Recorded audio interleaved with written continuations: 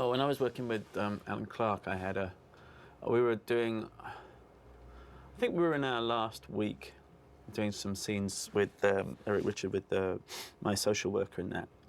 And we're just mucking about on set, really, not doing anything. I suppose we were waiting for some lights. And he said, "So what do you want to do?" And I said, "Well, I want to be an actor." He said, "Okay. So who do you want to work with? Who do you like?" And I didn't really know anybody. I mean, I didn't know people's names. I didn't know. But I'm not sure, but I think around that time they'd showed a couple of Mike Leigh's films on TV, and I'd liked them. And so he says, I said, that bloke Mike Leigh, he's good. He said, "Well, he's casting at the moment. Do you want to have a meeting with him?" I said, "Yeah." So he picked up the phone. We were on the set at night, and he picked up the phone and he called Mike and or his office or whatever, and said, "I want you to meet this kid that I know, that I'm working with." And then so I went and auditioned. But I think that Mike had seen some stuff from Made in Britain and hadn't liked it very much. It's not really his cup of tea. I don't think he liked the film very much. But he was very nice to me, and we he asked me to. I met with him, and was sort of appropriately nervous. And then he said, "Well, listen, what you should do is you're going to come back, and I want you to go away and think of some people that you know, and then think of someone that you can be. And then when you come back, that will be the character, and we'll do that character, work on that character for a little while." So I said, "All right." So I went away and couldn't think of anything, really. And then in the end, I did this guy I worked at a supermarket with, who I actually had gone to school with, I think. And just, sat there and read the paper as this guy. That was it. And I got the job.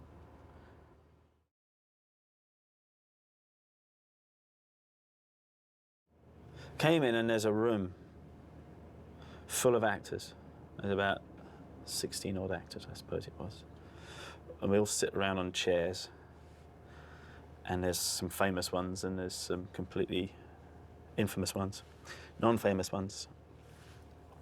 And all of us who are the non-famous ones are going, "Fucking hell, that's Phil Daniels." Like that. And he tells you, one of the first things he tells you is, there is no script. There is no story. There is no script. And you internally, you kind of roll your eyes until you realize that that's the truth. The truth of it. The truth of it was, I think, that he was interested in doing something about the working class in that area of London. And I think he was interested in exploring race issues. And possibilities of what the Skinner kind of plug-in would be to that, but not all that, And also, I think that was kind of what he had, really. And then you start, and then you don't see them until your character possibly bumps into them in rehearsal at some point, if they would. But and then quite often you don't see people until the wrap party. At the end, it's quite shocking. It's bizarre, but again, it was like education for me. It was like I'd never been to drama school, so it was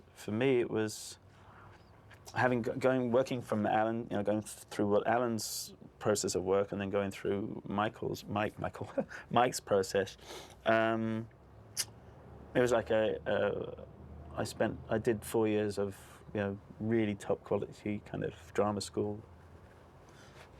In a period of a few months.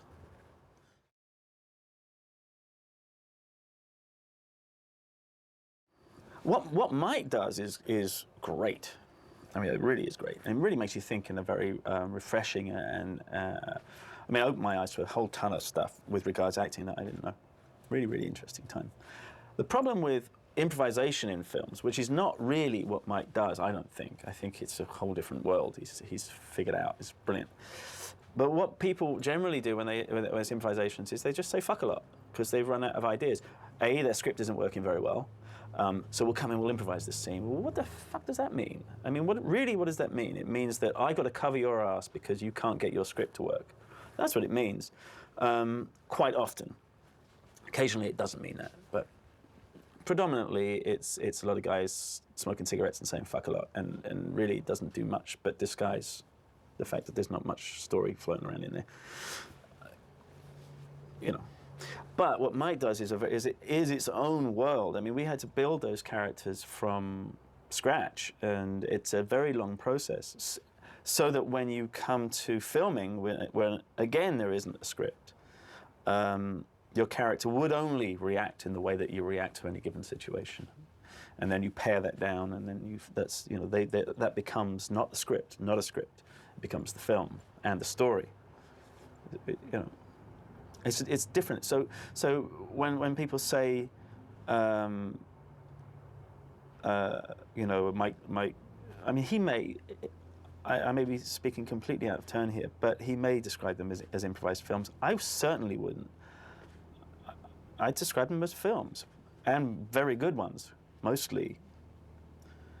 But it's a technique that he's developed that is quite often distressing to a lot of actors, I have to say. Not everybody can go down that road. I'd love to go down that road again. Love to.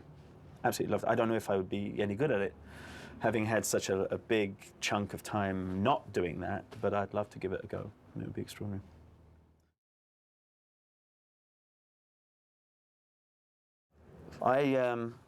He said, which I'm sure is normal for him, he said, the first private conversation you have with him is, he said, make a list of people that you know in your age group, male, in your age group. So I did that. And I brought that in. And he said, okay, let's talk about them. And we talked for about probably a week in really great detail, as much detail as I could, about these people. And then, and we got over and over and over them, and then eventually he would start discarding. That one's no good, let's get rid of that one. But some would just intrigue him. And so you start talking, and I'm sure quite often I made some shit up too, because you do. But try to be as true to it as you can, so we would discuss, and as we would discuss, he'd strip them away. And in my case, although I know that in other cases it was a mixture of maybe two or three people, in my case it came down to one guy that I'd gone to school with, that he was interested in. He said, "Okay, that's your guy." And then you start a process of some kind of, I don't know, vague process of trying to be him.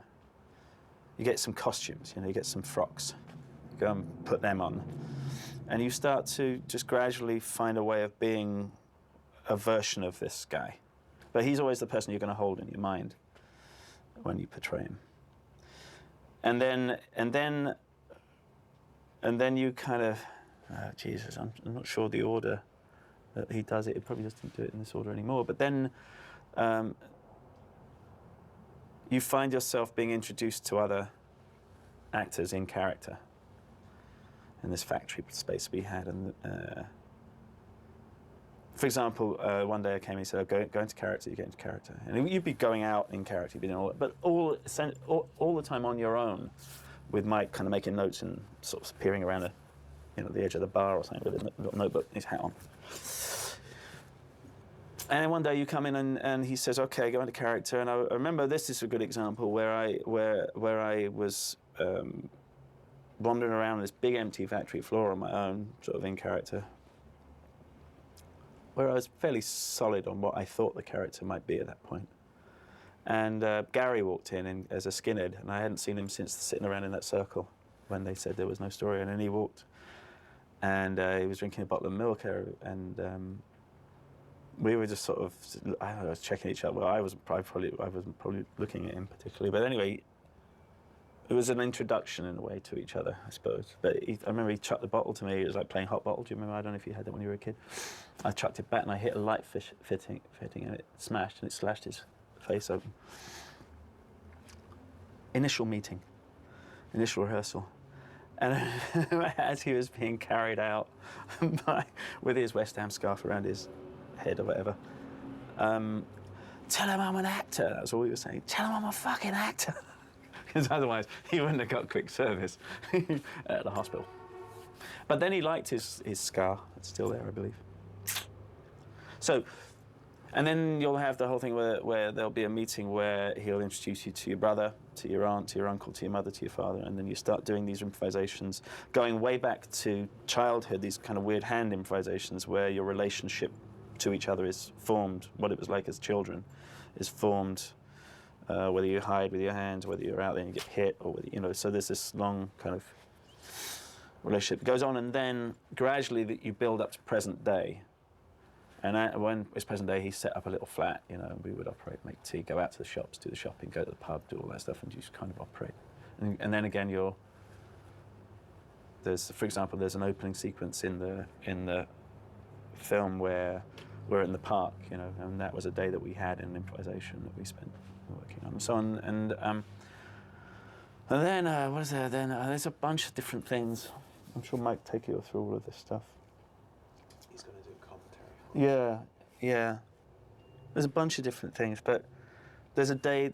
Towards the end. There's a day where you all sit separately in this big open space, and he just throws words out to you, and whatever they mean, you have to, in your mind, figure out what that means to your character. And if you need to ask somebody a question, you can go over, ask them a question, and you go back to your seat.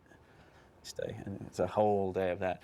And then he gives you a list, and the list is sort of one, Colin, Mark, Uncle Frank, you know, blah, blah, blah, or Frank and Dad or whatever, Mum and Dad in the park. That's it. That was, and then a bunch of other people. There's only be what's relevant to you on the list, I think. And then we would go to the park the day before filming. First day of filming, day before, and we would go and do this improvisation in the park, see what it was like to be out as a family. And he'd and go back to the house, drive to the house, the location, which you've picked the wallpaper of, the furniture of, and all of that stuff, and what's in the rooms and all that, it's all with the set people. And the scene carries on, and you're in the room, and and it will be a whole day of improvisation. And then he'll stop you come out of character, and then he starts to narrow it down from what you've said, and distill it, going back and back, you know, down to a manageable scene to shoot or series of a sequence to shoot, and that will be your first day of filming or first 2 days of filming. It's that, and that's how, and then at the end of that first day of filming, you've got to do it again, if feasible, for the next day of filming. So you're doing 18-hour days constantly. You really get very tired. You have to have a lot of stamina, but because you have to then go through that process again for the next day, so we know what we're shooting the next day, unless you're not involved, and then you hit the pub. But then you're not allowed to talk. It's like the Official Secrets Act. You're not allowed to mention anything to anybody at all.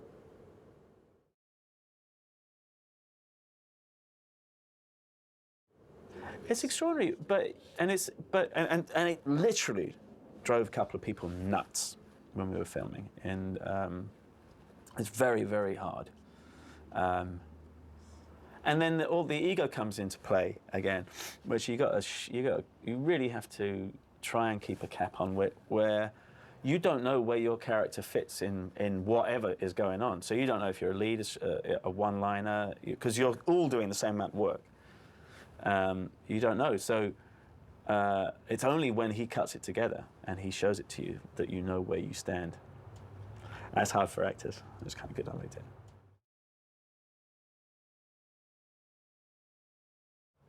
Oh, it was great. I mean,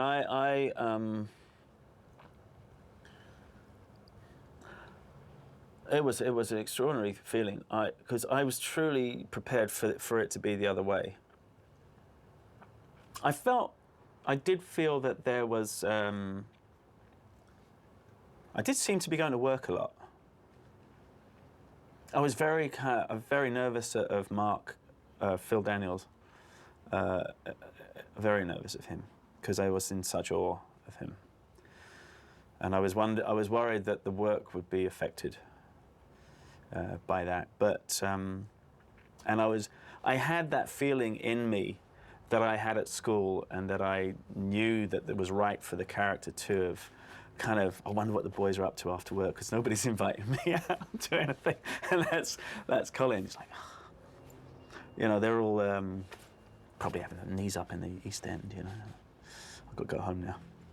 But, so there was that feeling. And it was appropriate. And but no, it wasn't, back to you. Yeah, it was a shock. yeah. But it was great. I mean, obviously, it was very flattering that that was the case.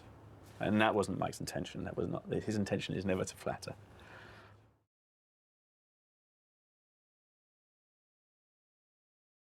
I don't think he's retarded. I think that he ran away and he ran inwards, would be my feeling about him. And he's not, the aggression that he felt on a day-to-day basis was the only way that he could handle it was to run away.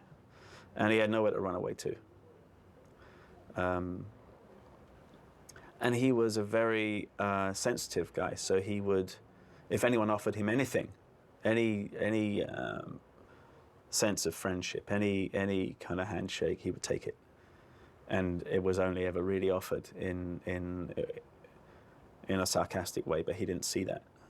But it kept, as he got knocked back, every time he got knocked back, every time he got piss taken out of him, every time someone made fun of him, he would realize there would always come a time when it would be more fun for the bullies to show him that they were taking the piss out of him halfway through.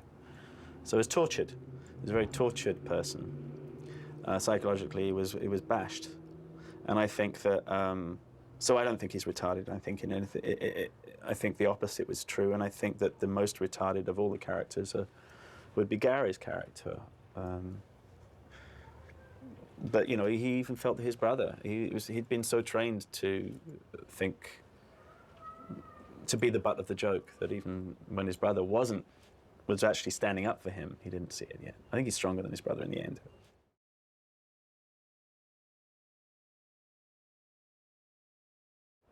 Yeah, the most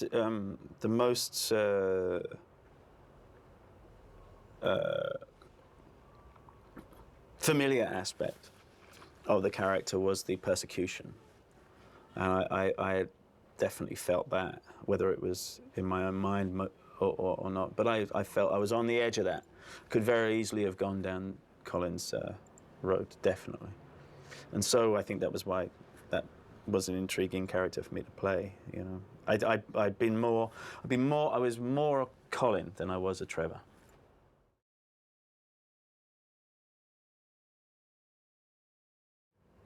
From Quadrophenia, you know, he was in Quadrophenia. I remember we did when we knew we were. I don't even know if we knew we were going to play brothers. Maybe it was at the very beginning. I don't know. But he was riding a little moped around at that time. And he said, do you want to go to the pub? I said, all right. So we went off down to the pub to shoot a game of pool, which I like to do, or did at that time. And we were, it was about a couple of minutes down the road, the pub we were going to, and in the East End, and he said he had a spare helmet, so he said, come on, hop on the back of the bike. We got down the bike, so I hopped on the back, helmet on, and he's on his bike, and he's looking back over his shoulder as he's pulling out into traffic. I was like, I was in Quadrophenia for me. I was in Quadrophenia, and I could never really get past it. Just the sense that somebody coming from where he came from could succeed in a way that I really wanted to succeed. I was watching the possibilities. That, you know, you're looking at, when you look at Phil and when you look at Ray Winstone, when you look at any of those actors that came up at that point, but specifically I think those two, you look at and Gary would be another one. You look at them and you see the potential, and it's also so very, very impossible in your mind, you know. And I was looking at Phil. I was like, I would love to have had, you know, been on that moped and riding along the White Cliffs of Dover and all of that stuff, you know. But it seemed like an impossibility to be a film star, which is what he was. to me.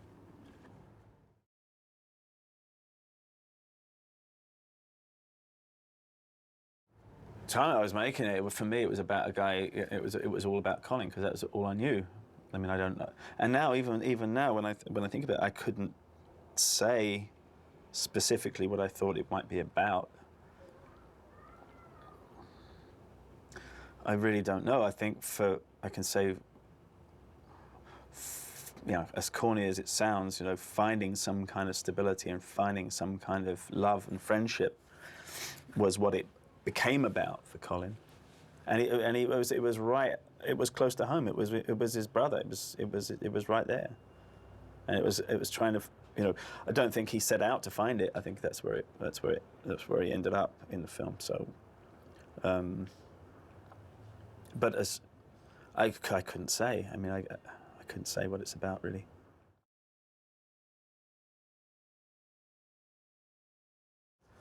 My favourite scene with Phil. What do I say was favourite scene? There's a bunch of them. I liked all the stuff that took place in the flat, But my favourite scene with Phil, I hope it's in there. There was a shot of Phil walking through Trafalgar Square. Now, I don't know if it's in the film or not. There was a shot of Phil. I don't know. He's gone off around London or something. I'm not in the scene. It's a lovely shot of him walking through Trafalgar Square with the pigeons and stuff, which I thought was good, because it's a place where it's free. It's a free place to go, but he looks so out of place, and looks so Phil Daniels. I always like that. With regards to the actual film, the whole last sequence with the discovery of the shaved head and the emergence of Kojak and boiled egg and all that stuff, because that improvisation went on for hours. That was one of the most difficult sequences for us to do. It was a weekend. I'll go into that if you want, because it was kind of interesting time for me. We had come to the conclusion, myself and Mike, certainly Mike, come to the conclusion that the only avenue that Colin could go down was to shave his head, was to try and be a skinhead, make us some. And I'd already done the Made in Britain thing, so I was, shit, But he was right. I felt that he was absolutely right. Okay, so we didn't know what would happen. We didn't know what the reaction would be in the house, and that was going to be a big scene. I didn't know that it was going to be the climax of the thing. But so on the Sunday, I remember I had a barber's shop where I was living that we spoke to the guy and said, okay, would you mind opening up in the morning on the Sunday? All right, they gave him some money, and so they got me in a car, threw me in a car, and with my costume was in the car, and they picked me up, took me to this barber shop. He shaved my head. They took me over I was in South London. They took me over to the East End, to where we were filming, which was over by Hoxton, I think, and put me in a park. I got changed, and they put me in a park, which is what I would have done. I mean, I suppose the idea was I've gone from Auntie Barbara's to a barber shop, and then she shaved my head, and I haven't gone home. So that's where we were, I think. And so he dumped me in the park. Meanwhile, the family and the other guys are at the apartment. I've been in America, at the flat, and they're kicking into their characters at on the same time scale. So I got chased all around this bloody park in the East End by these kids, and Mike had said, when you feel like it's time, you just show up. So I got chased all around, and then I got to and I put my hood up, tied it up, and then I made my way home. I can't remember how I got home. And I rolled up, and nobody noticed that I had a shaved head. And there was big fights, and I wouldn't talk about what had happened at Auntie Barbara's, and all this kind of big fights going on, and dinner, and I didn't want my dinner, and the dinner went fucking flying at one point, and it all went wrong. And then he said, okay, and it's coming in tonight, and you're going to go to sleep. So this has been hours and hours, about 7 hours or something. Felt like it anyway. And then we go into the night, and we go up, and still nobody is getting it. And I think eventually it was Mum or Dad were looking at me and went like that, and then the penny dropped, and he shaved his head, and then all hell broke loose, and there was the big confrontation between Mark and the parents, and the whole. I think he was the one that threw the dinner across the room, and the whole thing went off. And I broke down. I think I completely lost it. I was crying, and all of this kind of stuff was going on. And Mike said, "Okay, come out of character." And we took a little bit of time just to decompress, because it was a very, very long haul. And then we went back and we talked, as we would normally do, talked through what had happened and where, and we talked as a group, and then Mike would talk, as was his habit, to talk to us individually. We weren't discussing amongst ourselves anything that wasn't relevant to our own character. And it was one of those, is it feasible that Mark would discover it, and the explosion would happen a little bit earlier, but a whole bunch of that, what we've just done, would happen after, And it was decided during that it would be, let's see what happens if Mark, and that's where the actor kicks in, and that's where the character, when you start to think more as an actor, and okay, what about if? And then we did it, and then distilled it, and it became what's the conclusion of the film, which was very funny, I thought, and also incredibly sweet somewhere, I must say.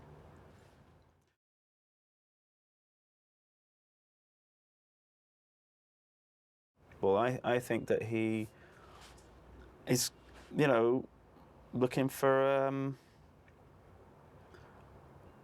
desperately trying to find a way to fit in with, which, he doesn't understand. He doesn't understand how. He admires Kelsey. He doesn't understand how wrong that is, and how wrong they would think that is. It's very naive. So I suppose when people think of it's talking about retarded thing, they probably think that he operates as a 5-year-old. I don't think he does. I think he just operates. He's somebody that doesn't belong in that world that has to exist in it. So he's trying anything. Maybe that work. He talks about, he wants to paint the room because he wants a pair of Dr. Martens. My mum wouldn't let me have Dr. Martens when I was a kid, because they're what bullies wore. They were sort of, and my mum was just was worried, I guess, on that level. But I had to go to school in monkey boots. I don't know if you remember what they are, and they were the low version, the cheap version of what Dr. Martens were, and then he got beaten up for that. So he's living in that. He's living in that kind of, if I can get a pair of Dr. Martens and shave my head, maybe people will like me and stop. Maybe I'll get friends. He's buying friends. He's got no friends.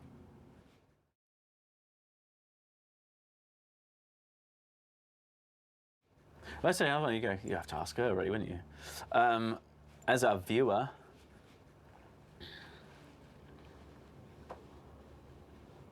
I think she's doing good. I think she's a good person.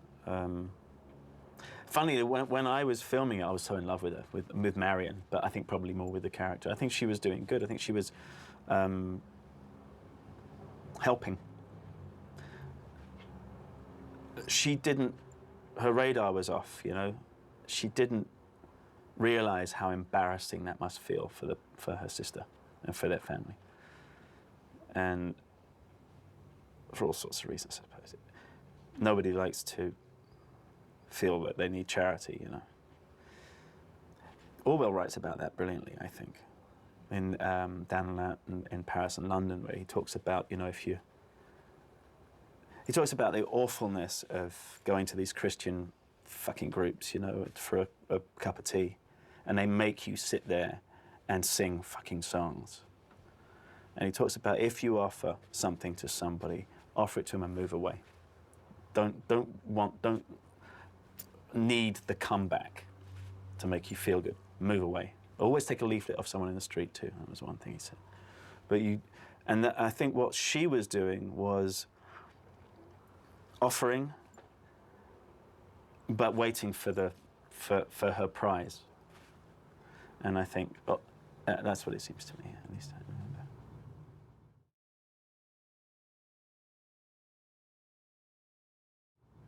No.